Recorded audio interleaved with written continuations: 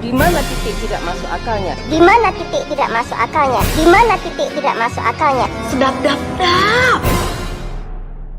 Hai guys, oke, ini adalah ide usaha terakhir yang diciptakan oleh Flying Fish yang mungkin bisa merubah mindset Anda, ya khususnya buat kalian yang hobi cuci motor. Karena hanya dengan mengandalkan sepeda ontel selama 5 tahun, Begunal ini bisa membeli rumah di Bekasi yang memiliki view dekat dengan matahari. Panas cuy, dan tanpa berlama-lama lagi, skuy! Film yang masih bertemakan keliling ini, ya asal ide usahanya keliling udah pasti sukses. Dibuka dengan seorang anak yang baru lulus SMA, buset dah. SMA segede gaban gini, nggak naik berapa kali lu. Dan perkenalkan ini Amir, ini pamannya, lalu ini ya udah pasti seorang begundal, kelihatan banget dari wajahnya. Kita sebut saja Mona. Mau nangis gue liat tampangnya. Pinter sih pinter, tapi kalau miskin? Ya ilah, dia baru lulus SMA disuruh langsung kaya. Suruh jadi bandar judi online aja sana. Dia kan juga numpang di rumah kita. Yatim piatu. Gelap, mantan anak legenda seluler pasti ini orang. Setelah mentoksik Ria, datanglah anak kandung mereka bernama Aris dan ketika ditanya, "Gimana? Kamu lulus kan?" Enggak. geblek bener sampai gak lulus. Mengetahui anaknya gak lulus, bapaknya pun langsung mengeluarkan tutur rahayunya yang sangat panjang. Namun si begundal Mona yang tak suka anaknya dimarah, ia pun langsung berkata, Dia nggak lulus tuh gara-gara kamu, Mas. nah ini yang disebut buah tak jauh jatuh dari pohonnya. Gebleknya sama dibagi rata. Anaknya yang sekolah, si bapak yang dibilang penyebab gak lulus. Alhasil karena si Aris gak lulus, bapaknya pun berniat mengusir Aris dari rumah. Tapi gila cuy, ini adegan paling totalitas sama gue nonton Ikan Terbang dah. Bapak usir aku dari sini. Ah! Dihancurin beneran dong propertinya. Salut, gue tumben ada modal ya. Dan akibat si Aris mengamuk tak karuan, jantung bapaknya pun sampai terkelepek-kelepekan hingga akhirnya nyawa si bapak langsung nge-spawn menuju ke surga. Baru juga film dimulai, satu orang udah tereliminasi aja. Setelah pemakaman si bapak, Amir pun langsung di-kick secara kasar dari rumah, hingga ia pun terpaksa harus kembali ke rumah lamanya yang entah kenapa, ini rumah padahal udah ditinggal lama tapi tetep aja terawat. Ya biasalah, mungkin ada jasa cleaning service keliling. Keesokan harinya Amir pun mencoba melamar pekerjaan dan lagi-lagi yang bikin saya heran, di mana Amir dapat cuan bisa beli pantopel dan outfit seperti ini? Yang padahal Amir kan seorang tim tuh. Mereka hanya membutuhkan karyawan yang pengalaman. Kerja nyari pengalaman, tapi syarat bekerja harus punya pengalaman. Terus yang baru-baru lulus ini cara biar dapat kerjanya gimana Bambang? Tapi dengan kekuatan seorang sutradara, saat Amir mencoba melamar di tempat cuci motor, Gak butuh pakai lamar segala. Kalau ingin bekerja sini, harus kerja keras. andai cari kerja semudah ini ya cuman syarat kerja keras, udah pasti pengangguran di Konoha berkurang. Kala itu Amir pun mulai bekerja di tempat cuci motor Kang Asep sebagai builder tukang urut daki-daki motor, dimana setelah selesai meruntuhkan daki-daki motor ibu ini, datanglah pelanggan sang pembawa petaka yaitu Aris yang begitu kagetnya melihat Amir sudah mendapatkan pekerjaan. Percuma jadi lulusan terbaik di sekolah. Kerjanya jadi tukang cuci steam. Lah, daripada nggak lulus terus jadi beban ortu. Lalu ketika Amir menangani motor Begunal Aris ini, ia pun harus mendapatkan berbagai bacotan karena... Duh, main asal semprot aja gitu. Busi kalau mati gimana mesinnya, ha? Ya ilah, kalau motor kena air takut mati ya udah nggak usah dimandiin Bambang. Terlebih lagi si Aris pun menjatuhkan motornya sendiri hingga membuat AC pun murka dan langsung memecat Amir karena jika tidak, ia harus mengganti kerusakan motor Aris yang katanya bisa sampai menghabiskan berjuta-juta. Asik. Legenda jalanan nggak tuh? Mulai sekarang, kamu saya pecat. Baru juga kerja sejam udah dipecat. Kasian bet cuy. Kala itu beroja sejam menjadi pengangguran, seorang minion yang cosplay jadi Dansu pun datang menyuruh Amir mencuci motornya akibat salah satu tangannya sedang tersegel. Nah setelah si Amir mengucak-ucak daki-daki motor minion ini, ia pun langsung mendapatkan pujian dari si minion. Bahkan pujiannya pun di luar akal sehat manusia normal. Kayaknya kamu nih banyak banget pengalaman nyuci motor. Banyak banget pengalaman nyuci motor. Anak SD juga bisa bang disuruh nyuci motor. Tapi udah kayak profesional banget kamu ya. Puji terus, biar nggak bayar. Dan setelah mendapatkan beragam pujian ditambah Amir kebetulan orang tercerdas di kelasnya, ia pun seketika kepikiran untuk menciptakan, usaha jasa cuci motor keliling. Dimana hanya bermodalkan sepeda ontel peninggalan kakek buyutnya bekas kejar-kejaran dengan Belanda. Tapi Belanda ngejarnya pakai tank. Si Amir pun mencoba mencari pelanggan, namun bukannya pelanggan yang didapat, melainkan seorang begunal aris yang tiba-tiba melakukan tendangan subasanya, hingga Amir pun nyungsep di lumpur yang penuh akan Choco Chip. Punya masalah hidup apa? Coba Aris. Keesokan harinya Amir pun akhirnya berhasil mendapatkan pelanggan pertamanya. Bahkan di hari keduanya bekerja, para minion pintu berkah mulai caper menunjukkan kepeduliannya dengan Amir, karena bisa-bisanya seluruh mama di kampung ini ngebet ingin cuci motor. Tumben kali menyuci motor. Biasanya ya tahu sendirilah, cuman tahu isi bensin. Setelah mencuci motor ketiga minion ini, si Amir pun mulai menghitung cuannya yang lumayan banyak banget. Buset dah, 70.000 3 orang. Ya wajar aja sih ya orang bayar seikhlasnya. Apalagi si emak gak tahu warga asli cuci motor.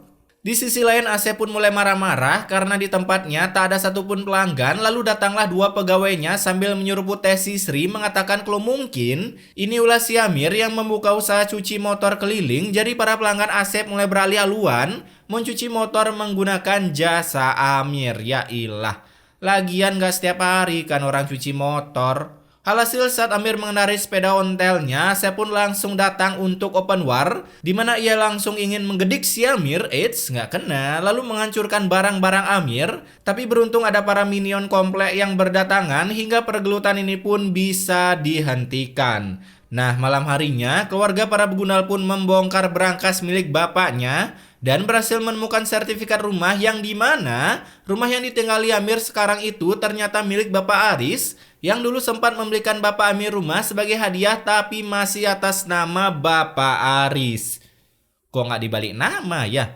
Nggak ikhlas sekali ngasihnya. Jadinya mengetahui itu, pagi harinya para begunal ini pun langsung datang ke rumah Amir untuk memberi pengumuman bahwa mulai sekarang Amir bukan hanya menjadi anak tim tuh, melainkan jadi anak gelandangan tanpa orang tua. Tolong, jangan usir Yasir. Ya bukan urusan Bibi juga kali. Kasian bet cuy, kalau ada kisah nyata kayak gini seketika ingin gabung Akatsuki dah.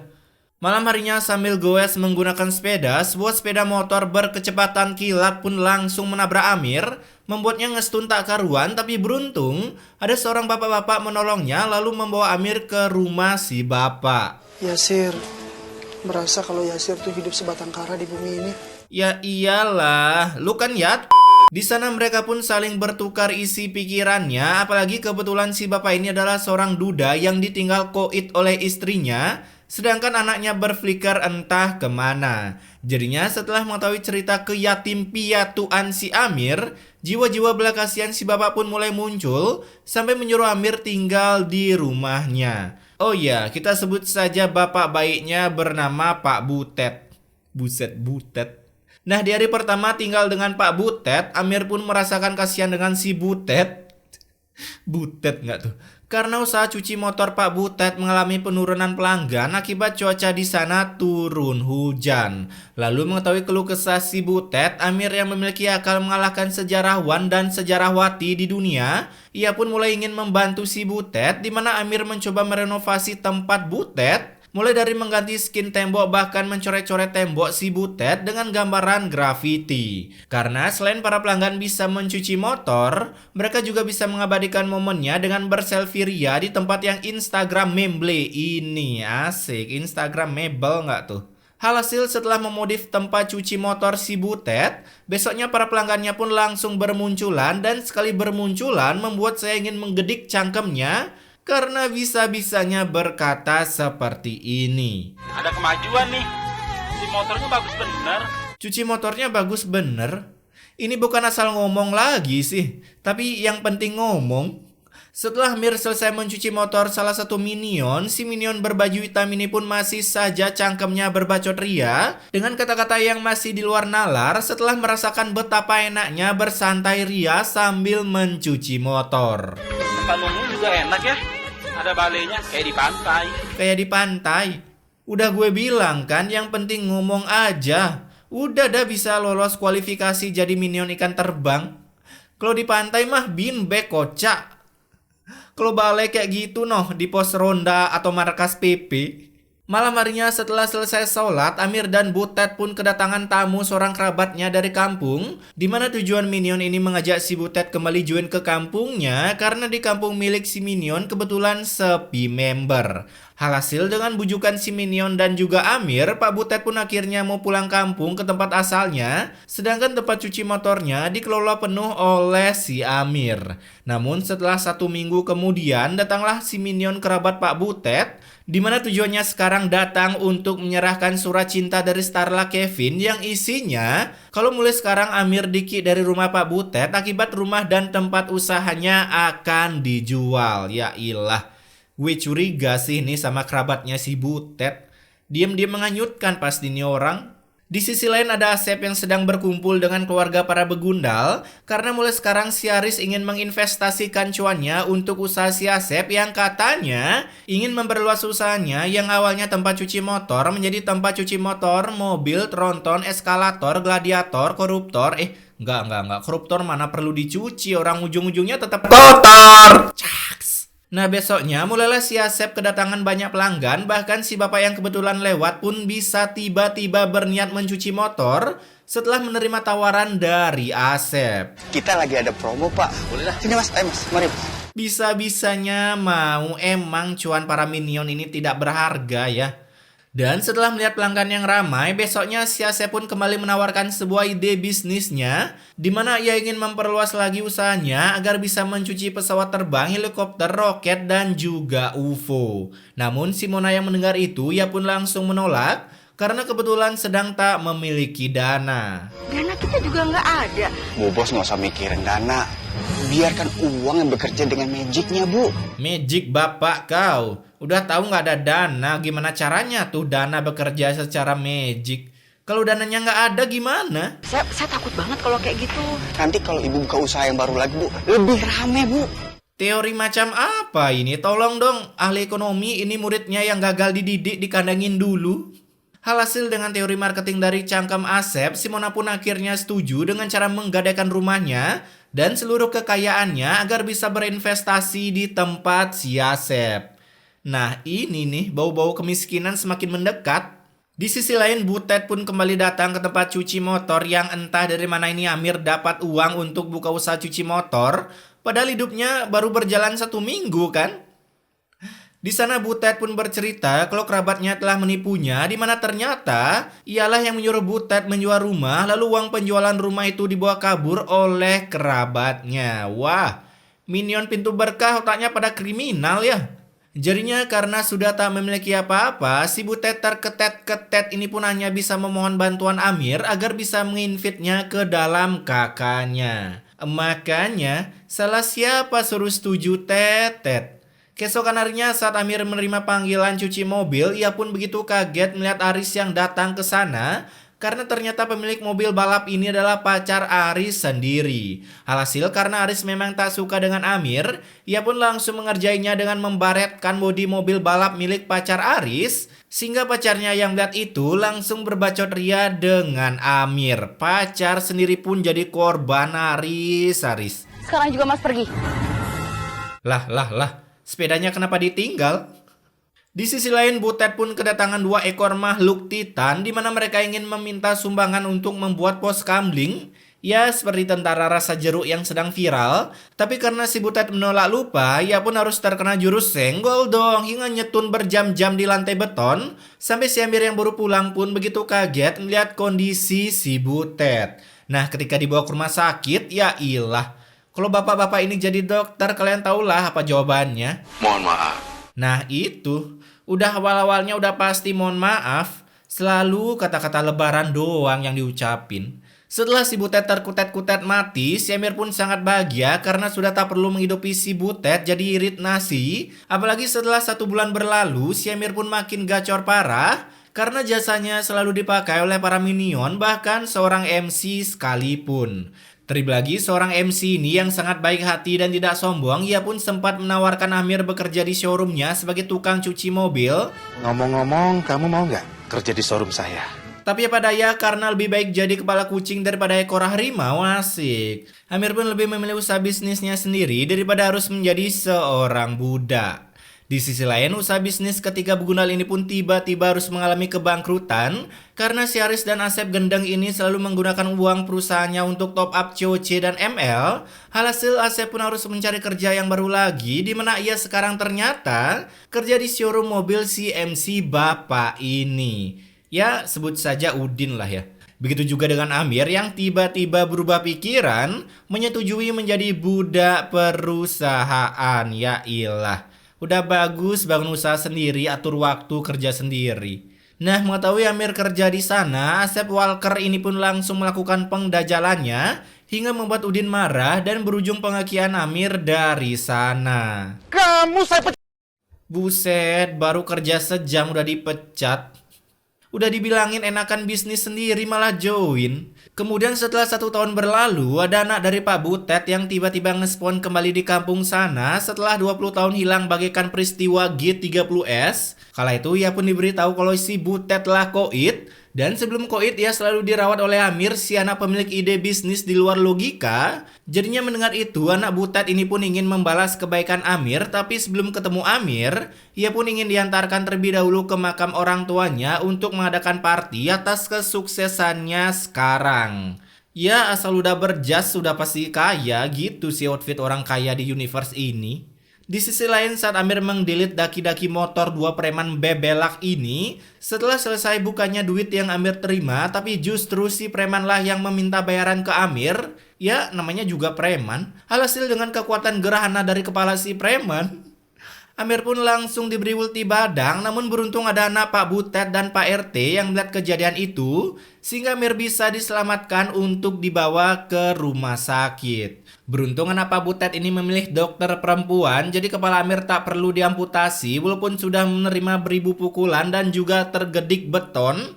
Lalu setelah si Amir sudah berhasil memulihkan 100% nyawanya, mereka berdua pun saling berkenalan karena kebetulan anak Butet yang sebut saja Arman ini ingin membalas kebaikan Amir dengan mengajaknya kembali ke showroom milik si Udin. Dimana ternyata Udin dan Arman ini adalah rekan bisnis, dan yang membagongkan lagi, Udin sudah mengetahui siapa yang salah dibalik tragedi yang menyebabkan Amir dipecat melalui rekaman CCTV. Pokoknya, kamu tuh harus kembali lagi ke sini. Alah bacot, dulu kenapa nggak ngecek CCTV dulu, Tot? Di sana Amir pun diberi tawaran oleh Arman sebagai pemegang saham di showroom tersebut karena kebetulan si Arman ingin pergi ke luar negeri untuk baku hantam dengan Messi akibat sudah tak datang saat pertandingan kemarin. Nah, 5 tahun kemudian kini Amir pun sudah mengenakan skin kolektor Yuzong lengkap dengan jas-jasnya yang menandakan ia sekarang sudah sukses. Sedangkan dari kejauhan datanglah Haris yang sekarang malah menjelma menjadi gembel, lengkap dengan penyakit ODGJ-nya, tapi beruntung si Amir yang masih memiliki budi pekerti yang tidak luntur, ia pun menginvite Haris beserta mak gembelnya ini menjadi sebuah keluarga. Aduh, udah disakitin masih aja baik. Jadi pain dong, biar seru. Oke, selesai sudah saya memberikan ide bisnis yang bertemakan keliling. Jadi buat kalian yang sedang jadi pengangguran dan bingung uang mau dibakar di mana, kalian bisa coba salah satu ide bisnis yang pernah saya bahas. Karena siapa tahu bisa membawa kalian menuju ke jalan kesuksesan. Ya, karena di film ini semua ujung-ujungnya sukses. Kalau nggak sukses, kita gebugin. Dan pesan immortalnya di sini, untuk meraih kesuksesan seperti Amir, kalian diharuskan melengkapi persyaratannya terlebih dahulu, seperti harus jadi yatim, diusir dari rumah, pernah ditendang pakai tendangan Subasa, bahkan sampai pernah ditumbuh oleh 2 titan dan masuk rumah sakit. Nah, kalau kalian sudah melengkapi persyaratan tersebut, dapat dipastikan setelahnya kalian akan dipertemukan oleh orang baik yang tiba-tiba ingin memberikan seluruh sahamnya di aplikasi Bibit, ya sekalian deh akunnya, untuk Anda. Wah, andai hidup semudah itu ya. Tapi intinya, stay wak-wak guys.